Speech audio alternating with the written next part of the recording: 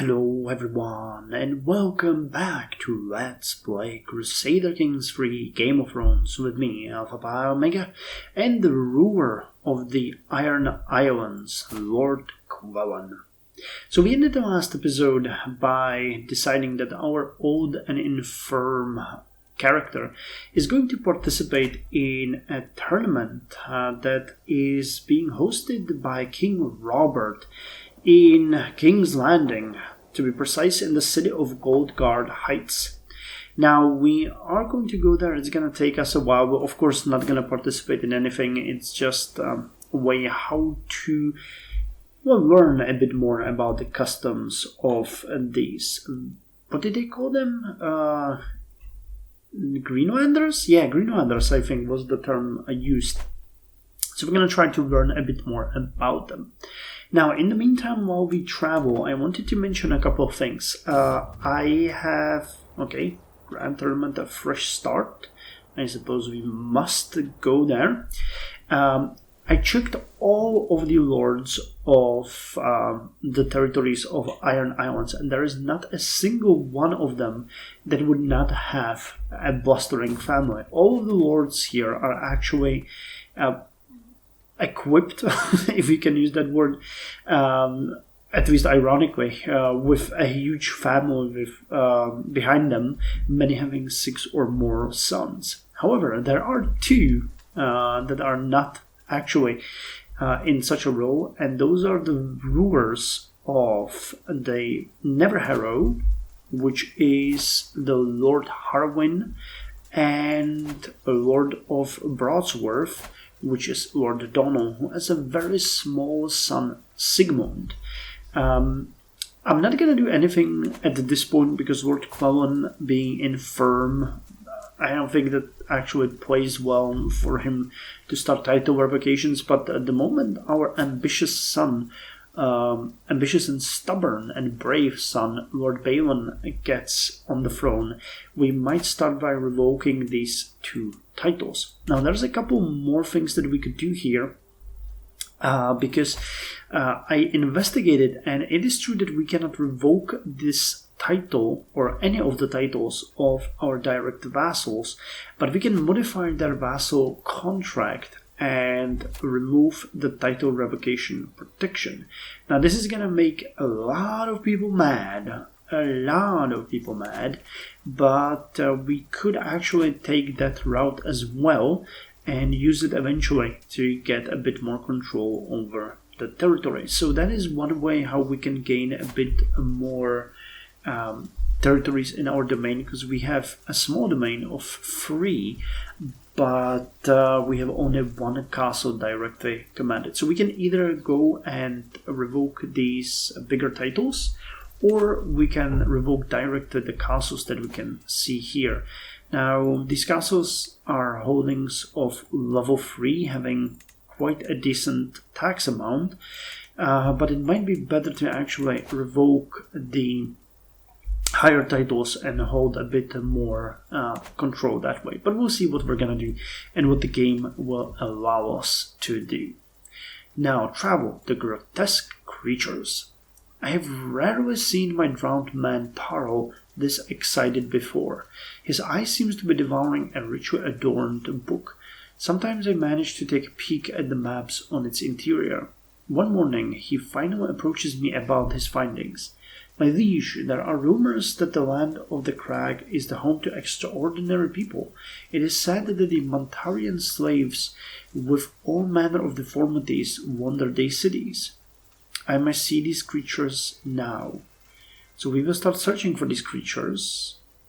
And Quellan's journey to King's Robert Grand Tournament gains grotesque rush. Travel speed plus 30. Travel safety lowered by 10. Please, Tara, tell me more about them. Or regain learning 2. Please, Tara, tell me more about them. I'm interested in learning more. So our son, Lord Balon, is now our regent. He is trying his hand on the rule of the Iron Islands. And we have a weapon inspiration here. Now that is something that I could get behind. how much? 78 to forge a mace. Actually, I haven't checked if we have any artifacts. I need... No, we don't, but okay. Travel. Western man, woman. I have seen the world and beheld its many wonders in my travels, but never have I beheld such beauties as the ones I've seen in Raxdale. Truly, Western man women are a cut above all the rest. One particularly fascinating specimen has taken my eyes as late, a peasant woman by the name of Orena. A pretty little songbird, she is far too pleasing to my eye to spend her days slaving away in Raxdale. So she... Oh, she's actually not a lowborn. She's lustful, honorable, and humble. Okay. She must be by my side forever. She joins our court. She becomes our woman. Does that mean she will become a concubine? Because I don't think... wait, did my grandparents... Wait, did my wife die? No. No, she's here, Lady Alice. I'm sometimes confused by these relationships, rivals, lovers. Shouldn't she be here at the family screen? Huh, maybe well, she must be by my side forever. So we took her as a concubine. And wow, she hates my guts. Drangard is hostile. Can we force her to...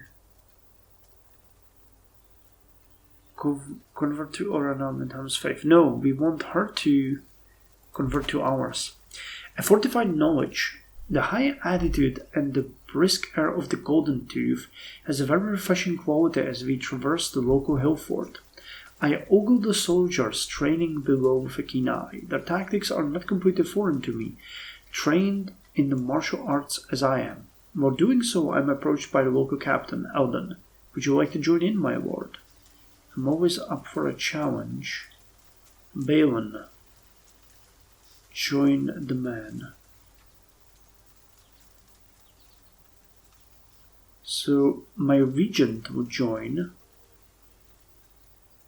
Regains the trait to Reckless. Reckless is not all that bad. My son would surely benefit from this training. Victarion, or unfortunately we are in a hurry. Balin, join the man. So he became a rough terrain expert. That is a really good thing. Advantage in hills. So we're starting the legacy of warriors in our family. So we're traveling. Oh, and I wanted to sponsor that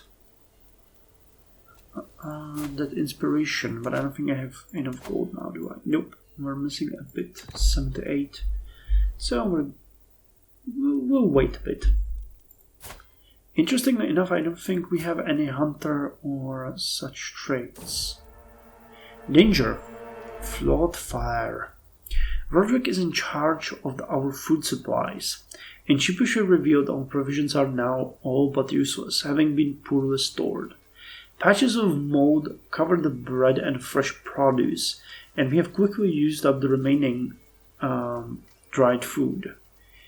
The party grows hungry as dusk begins to fall. It's just a bit of a mold. Nature will provide for us. You find some forage, you gain the trait. The locals around here must have something. Nature will provide for us, but this is actually really dangerous. 94% we find some forage, 2% we become ill, 2% we die. What happens in the last 2%? I guess this is like 94.8 and 2 but let's try it. Okay, good. We survived our foraging. Travel, a lower delicacy. A good meal, a nauseating meal. No, we're not gonna eat the garbage. We know that event. So simple stone quarries were finished in Pike and we arrived at the tournament. So, we're here for recreation, that is true. We could... recreation, hold on. Let me see, can we get more captains? No, we can't. Okay, so there's no point in recruiting.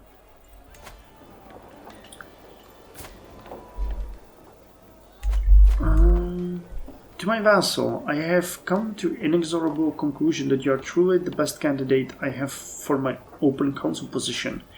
Though it pains me to do so, I'm unfortunately obliged to offer you the position of the Hand of the King. Okay. So we are the Hand of the King of King Robert? Really? Can I see... No, that's the Iron Throne.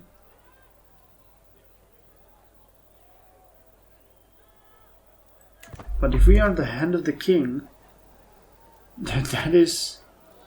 Regis Council. Yeah, we are the Hand of the King. How the hell did we manage to do that? Lord Tywin, Lord Lucerys, Prince Doran, Lord John, High Septon, the Fat One, and Adrian. It's kind of interesting that we became the Hand of the King. The region swings scales of power against you. He's trying to oust me out of power? Really? Duel. The contest begins. Contestants march onto the field, taking their places around the sparring squad. As the herald announces the contest commencement, the square of ring is being looked over in the background, rattled and shaken to ensure no gift should a contestant crash into it. The dual qualifiers have come to an end, and it is clear who will be put forward for the quarterfinals as it stands. The varied pitches and volumes of the crowd cheers leave no question as to the favorites. May the best win. I don't want to bet on anyone. We're just gonna enjoy ourselves. 24 days until it ends. So I'm not even a couple of months away and my son is trying to oust me from power. The quarterfinals are over. Lord Robert of Fanghill, Lord Leo. Oh, interesting. Robert is not participating. I would have expected him to be there.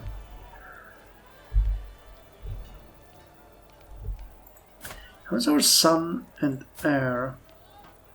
32.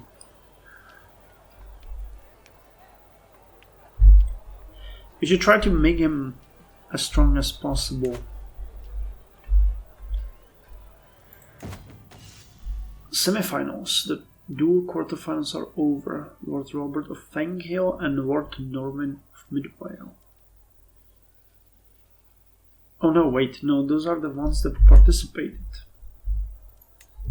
So who is... Lord Robert has conceded to his opponent Lord Norman. Is he wounded? No. Okay, he just gave up. Huh, interesting, they have the same... same skill. So... kinda interesting to see that. Wait, Marshall 19, and he has 21. Well, the difference really is very small. A fine contest.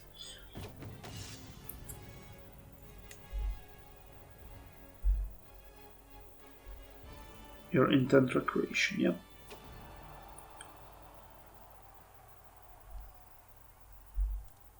Well, I hope we're enjoying ourselves.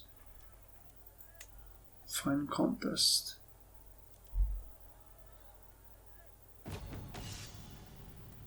Well-deserved win. Good for him. Let us go to the village. Merrymaking. The music can be heard from the field surrounding the village. Following it, I came to its origin, the heavily garlanded square. Flutes and tambourines and all manners of instruments and balladry. Men and women dance rounds through every part of the square. Now their hands join together, now they begin to sing. Now they spin and spin and spin. The perfect occasion to impress the attendants. We use a bit of stress and have a very high chance to gain 150 prestige. We did it. 56 days until the joust? No, melee. Okay, we had the 2 and now will be the melee. And we should be able to sponsor the inspiration next. I think I'm gonna visit the tent camp next. Or the tavern. Another round. A great roar of laughter boomed from the corner where Lord Theon, Lord Dunstan's friend, sits. He's surrounded by a group of friends and new acquaintances, other entrants in the upcoming melee contest, all indulging in wine as they trade stories. As you pass, you can help but consider encouraging this little session. Innkeeper, more over here. Table stab is on me. Enjoy the evening, Theon. Wicked hangover. Well, they deserve what's coming to them.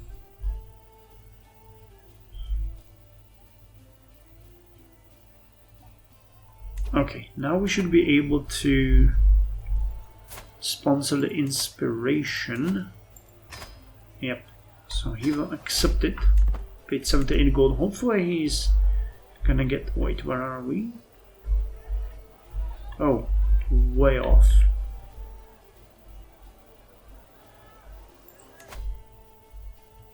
Okay. Let's visit the village again. A visit to Gold Guard Heights was exactly what I needed to relax before the contest. As I promenade through the streets, I see local children emulating a battle, using sticks as their weapons and yelling, "For the honor of my house!" and multiple "Ah!" I stop to admire one of the most prominent buildings, proudly standing in the middle of the square. As I inspect it a bit closer, however, I quickly notice some ancient inscriptions. Ha! I've studied this ancient language. We gain 150 prestige. Or this stone would make fine walls back home. We get an ancient plaque. Or we must keep learning from them.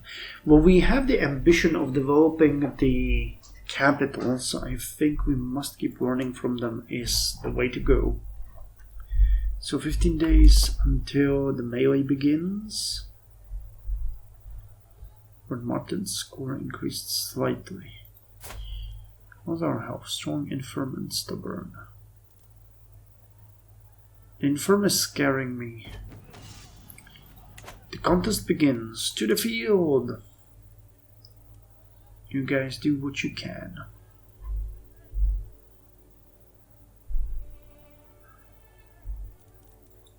We can speed it up, I think, because we're not waiting really for anything. Oh god, this guy is scary. Is he disfigured? Wounded? No. Knight, rough terrain, aggressive attacker. This desecrated tomb. Fine gloves, well-known dynasty. Patron, the warrior. The final blows. So, who did win?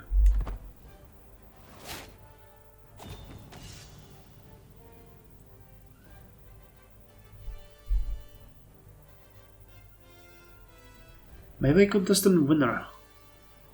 Lord Leos has lost and Lord Donald won. Nice. He has Martial 6 and Prowess 9. I don't understand how game calculates these things. Village. Food and drinks are abundant during the tournament to the delight of the attendees. 3 peasants in particular seem to be sharing what looks like an entire keg of wine. They're drunk. They are blind drunk. It should be trivial to rile them up or disgusting. Let's go with disgusting. They just drank themselves under the tables. Actually, I have an idea, because we fell in love with Orenna. I think we could try to sway her. And let's see that perk. Household Guard. Number of captains +4. Okay, that should mean we don't have enough now, though, do we? No, we immediately filled the places. Okay. What is going? He's considered a master by his peers.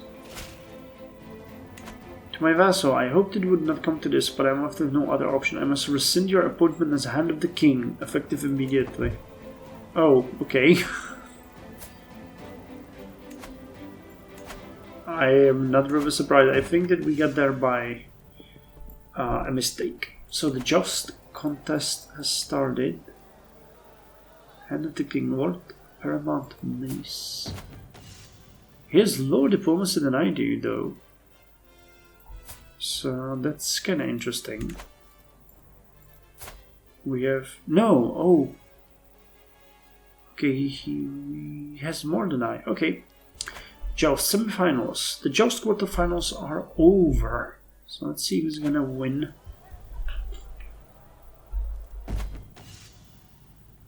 Franklin is through to the finals. Oh, it's this guy again. Oh, he has a 4-day prowess, so that is actually pretty good. Master Jorah! Is it... Yeah, it's the Master Jorah Mormont. Okay.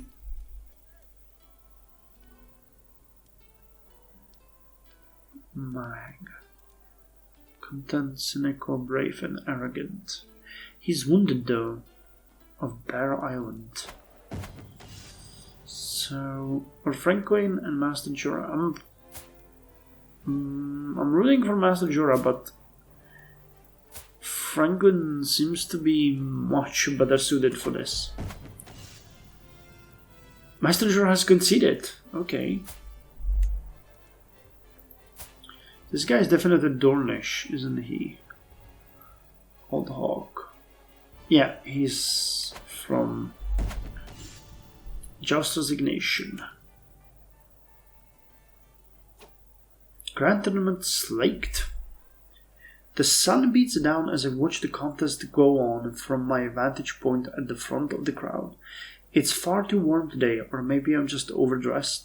I'm ruminating about this when I see an enterprising young merchant carrying a runlet of some indeterminable drink on one shoulder, clearly offering it to passersby in exchange for coin. My mouth is instantly dry. If only I could get over there without losing my spot. I look around desperately for answers, but see only Jane meandering back to her spot from the crowd, drink firmly in hand. Could I buy that from you? We become refreshed for 5 years. Perhaps if I'm quick. 45%.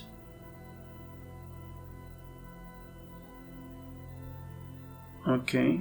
I'll just have to bear it. Getting parched.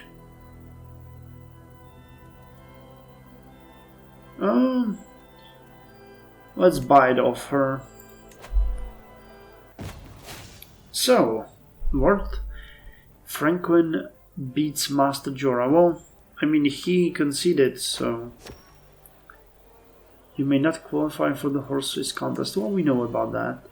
They're in debt. Too few concubines. Child lacks a guardian. Fion. Okay.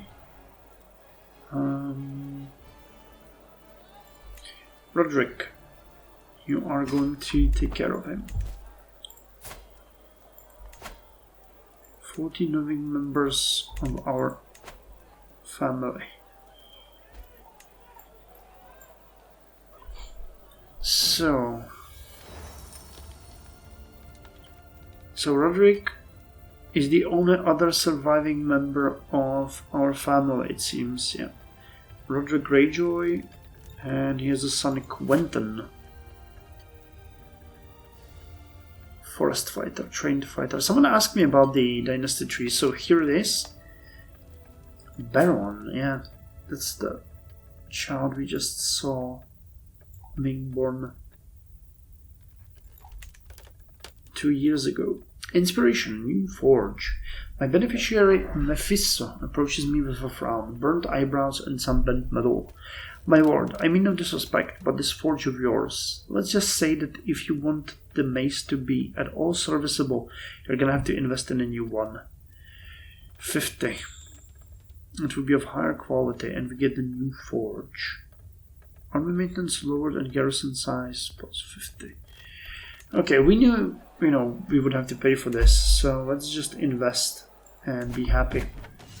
Horse race. This will be quite a race. New law. Limited crown authority. Oh, no kidding. No kidding at all. Horses for the courses. Not far to go. Well, we've built a lucky lass. My gaze drifts over the crowd. The general hubbub flows around me. All spectators engaged in conversation or geeing up the contestants, all apart from one, I notice. Malia is staring directly at me. Our gazes lock before she immediately breaks eye contact, flitting her eyes around anywhere other than me. Normally I'd be suspicious, but the bitten lip and constant stone glances back to check if I'm still watching tells something of a different story in this case. August. She's 54. Calm, fickle, just. Well. I'm here to watch, not flirt.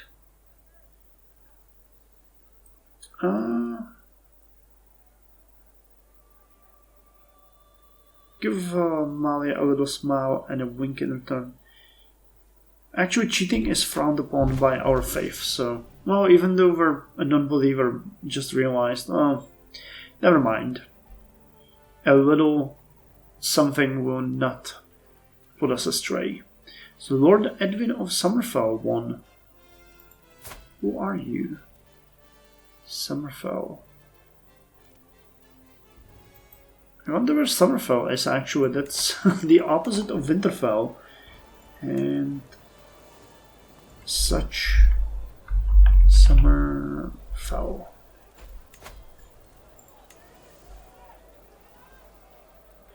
It's part of the Reach.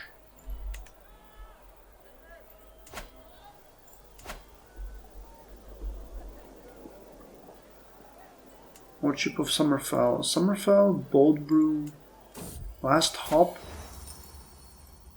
And this is Mander's Malt. Inspiration, creative direction. My lord, the work on your precious artifact is proceeding well. My beneficiary Mephisto seems in a very good mood today.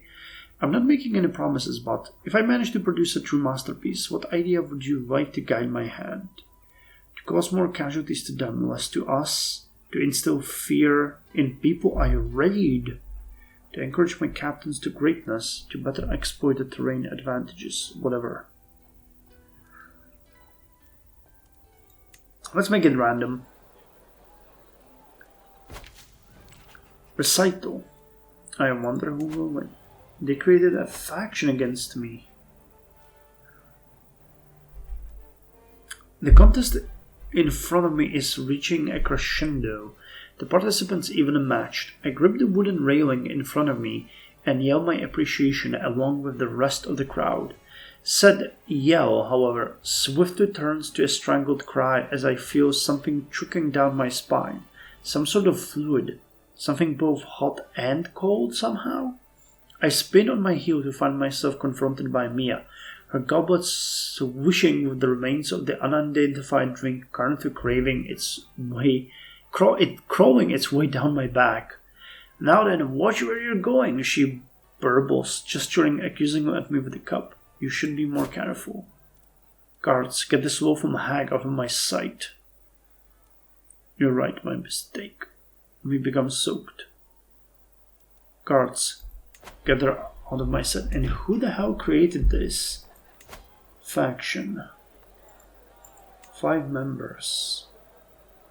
Lord Sylvain of Lord Sport.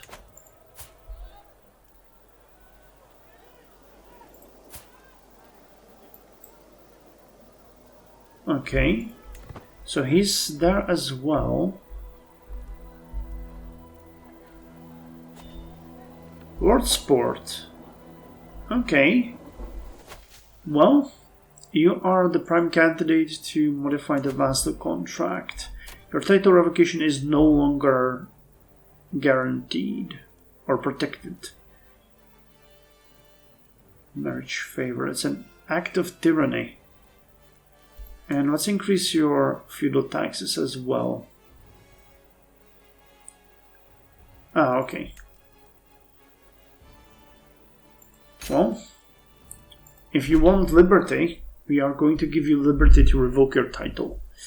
Well versed. Eustas is clearly winning. You look while learning 32. One last verse.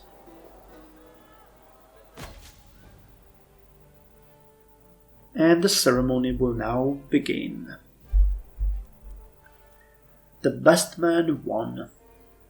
After many trials and some tribulation and above all else true a spirited competition, we have our final three. In third place, Lord Gerald of Appleton, Lord Bonifer of Hadwell Fields on second place, and Lord Malcolm has won. Rude.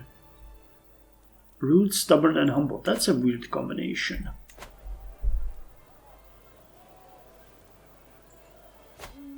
Grand Tournament conclusion. Did we get anything? Everyone participating in Gorehound Vassal 10 gained further opinion of you. Was that garrison? We gained Tourneygoer. Okay.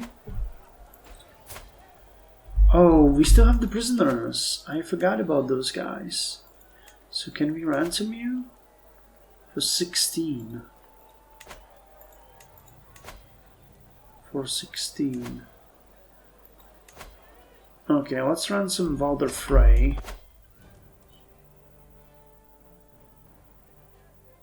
Finish the Grand Tournament. The 10 is gonna go a long way to repaying our debt. Inspiration realized. My lord, my beneficiary Mephisto approaches me with a wide grin, sweat dripping down his forehead and soot smeared across his face. I have toiled over the forge many days and nights, but finally my work is done. He presents me with an object wrapped in cloth, and as I unveil what is hidden within, my eyes grow wide. A flanged mace of excellent craftsmanship. The wrought iron head has been etched to feature different drowned god motifs, and then mounted on a solid wrought iron handle. This is lovely. Prowess plus 3, Captain Effectiveness plus 8, and Pursuit Effectiveness plus 15. Greyjoy Mace. We're gonna rename it. Hold on. Where's my... Here. So the Greyjoy Mace, and we will rename it to... Wait. Here. We are Quellen, right? How is it spelled? Queuell. Well, okay.